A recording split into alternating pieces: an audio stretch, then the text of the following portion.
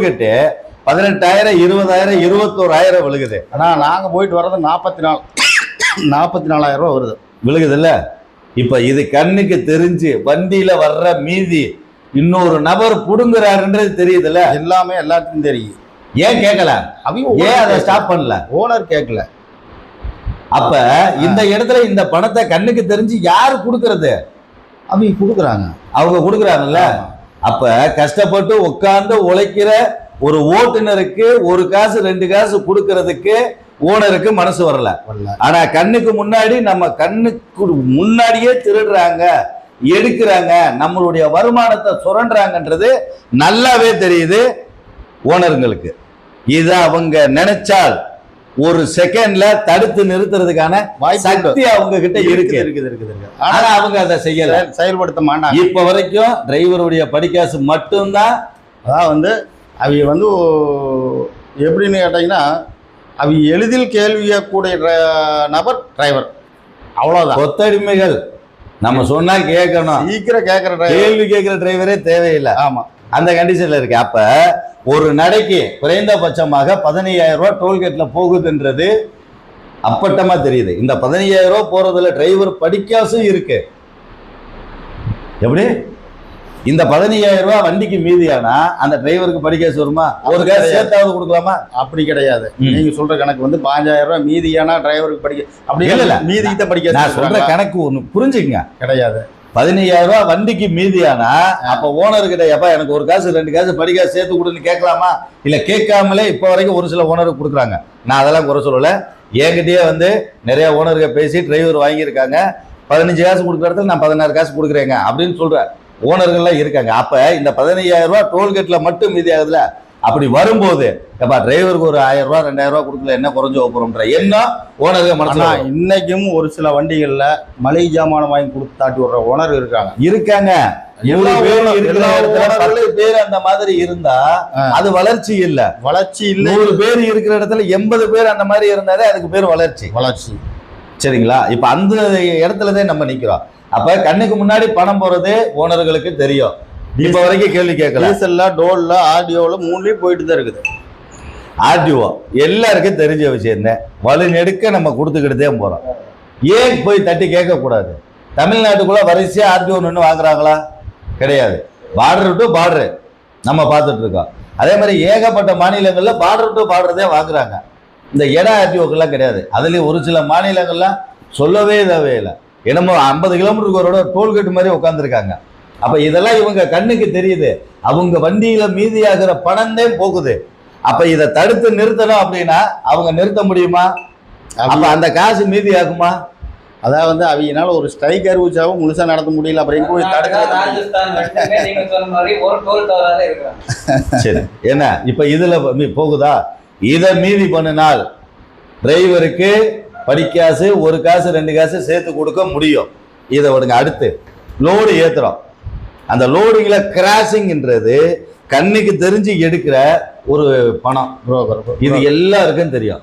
ஒரு சில இடங்கள்ல கம்பெனிக்காரங்க இருக்கிறாங்க, ஒரு சில இடங்கள்ல ஆபீஸ் கம்சே எடுக்கிறாங்க. அதான் வந்து இன்னைக்கு சூழ்நிலையில என்ன நினைக்கிறாங்க அப்படின்னா, ராமசாமி வண்டி போகல ரங்கசாமி வண்டி போகுமான்னு நினைக்கிறாங்க. அப்ப கண்ணுக்கு தெரியும். ஏன்னா நானே கொடுத்துருக்கேன் 25,000 ரூபாய் கிராசிங்க. நான் ஓன வண்டியில ஓனர்கிட்ட மல்லு கட்டியிருக்கேன். ஏன்னா நாங்கள் லோடு ஏற்றுறதுக்கு உனக்கு எதுக்குடா 25,000 கொடுக்கணும்னு சொல்லி செட்டுக்காரர்கிட்ட சண்டை போட்டதுக்கு ஓனர் எனக்கு போன் போட்டு சத்தம் போட்டாரு. ஓ வேலை கொடுத்துட்டு வர்றத போகிற இடத்துல பூரா அப்படியே சண்டை போடுவியா அப்படின்னு சொல்லி 25,000 ரூபாய் கிராசிங். எனக்குலாம் பயிரே இருந்துச்சு. அந்த 25,000 ரூபாய் வாடகையில் வந்திருந்தா படிக்காசு விழுந்திருக்கும், அந்த வண்டிக்கு மீதி ஆயிருக்கும். இன்னைக்கு சிவகாசி பட்டாசு தீப்பெட்டி யாத்திரைக்கு போனீங்கன்னா அப்ப கண்ணுக்கு முன்னாடி கிராசிங்ன்ற ஒண்ணு நம்ம வாடகையில அப்பட்டமா எடுக்கிறாங்கன்னு தெரியுது. ஏன் தட்டி கேட்க மாட்டாங்க? அவியலுக்கு வந்து வண்டி ரன்னிங்கில் இருக்கணும், காசு ரொட்டேஷனுக்கு வரணும். வண்டி ரன்னிங்ல இருக்குன்னு காசு அவியலோட இன்னைக்கு வந்து சொல்லி. அதாவது நீங்க அந்த இடத்துல நீங்க சொல்றது தப்பு. அந்த இடத்துல வந்து முன்ன பழைய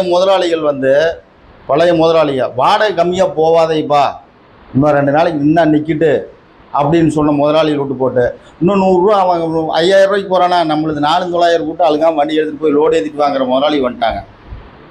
சரி, இப்போ வண்டி ஓடணும் நிற்கக்கூடாது. ஆமாம். அப்போ டிரைவர் மட்டும் என்ன டிரைவர் இல்லைன்னா அந்த வண்டி ஓடாதுல்ல. ஓடுறதுக்கு வாய்ப்பே இல்லை. அப்ப அந்த ஆனா, டிரைவர் என்ன பிரச்சனை? நீங்க சொல்ற அந்த 20 வீசா கொடுக்கறதுக்கு சாத்தியம் இல்லை. அதை ஏன் கொடுக்க முடியாது? கொடுக்க மாட்டாங்க. நீங்க என்னதான் நீங்க மல்லு கட்டி நீங்க வேலை டிரைவர் அசோசியேஷன் அத்தனை அசோசியேஷன் ஏற்றி நிப்பாட்டி டிரைவர் பூரா நிப்பாட்டி பாருங்க. இது எங்களுக்கான வேலை இல்லையா? இப்ப நீங்க சொன்னதுக்கு நான் கேட்கிறேன், டிரைவர் அசோசியேஷன் நிப்பாட்டி கேளுங்கன்னு சொன்னீங்களா? டிரைவர் அசோசியேஷனுடைய வேலை நிப்பாட்டுறது கிடையாது. ஒரு விஷயத்த ஒரு நபருக்கு எடுத்து சொல்லி உங்களுடைய வாழ்வாதாரம் இந்த மாதிரி இருக்கு, இதை மேம்படுத்துறதுக்கான வழிமுறைகள் இதுதான், இதை செய்யுங்க, இதுக்கு உங்களுக்கு பக்கபலமா நாங்க நிக்கிறோம் அப்படின்னு தான் ஒரு டிரைவர் அசோசியேஷன் சொல்லுவோம். உங்களை தூண்டி விட்டு போராட்ட களத்துக்கு இறக்காது. ஆமா, நீங்க கேளுங்க.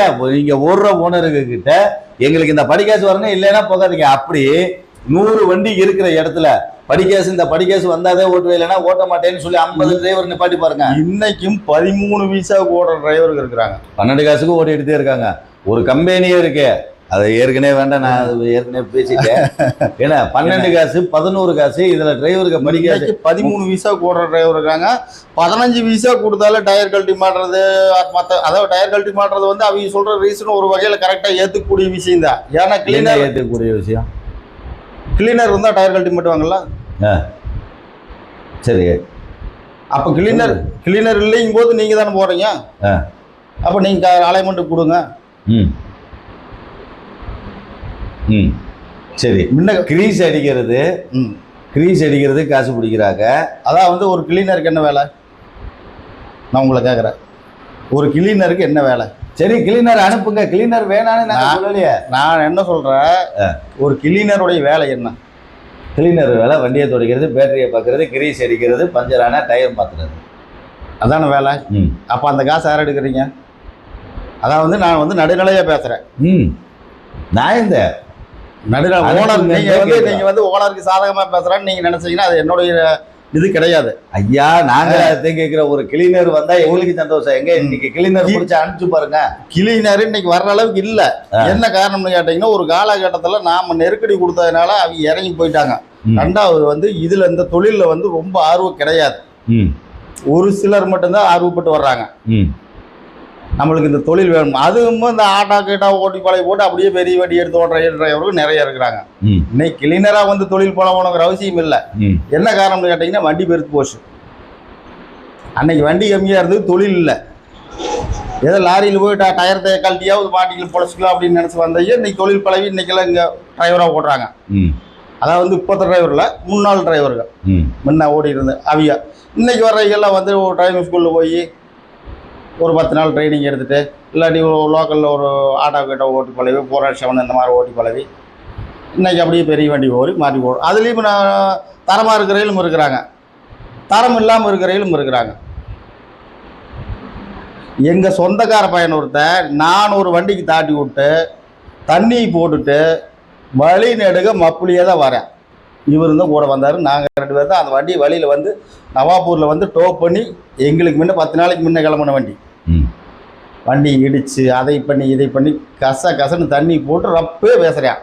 என்ன பண்ணுவீங்க? அவனை அனுசரித்து வண்டி முதல் வந்தால் சரின்னு தான் நம்ம கொண்டு வந்து சேர்த்தோம். நாம் தாட்டி விட்ட டிரைவரை ஒரு நண்பர் அனுப்பிச்சு விட்ட டிரைவர்னா தப்பு பண்ணாலும் அதை அனுசரித்து கொண்டு வந்து வண்டியை காப்பாற்றி கொடுத்துட்டா போதும்னு நினைக்கிறீங்க? ஆமாம். அப்போ அந்த டிரைவர் பண்ண தப்புக்கு அந்த டிரைவரை பனிஷ் பண்ணணும்னு நினைக்கல. பனிஷ் பண்ண அந்த வண்டியை யார் தூக்கிட்டு வர்றது?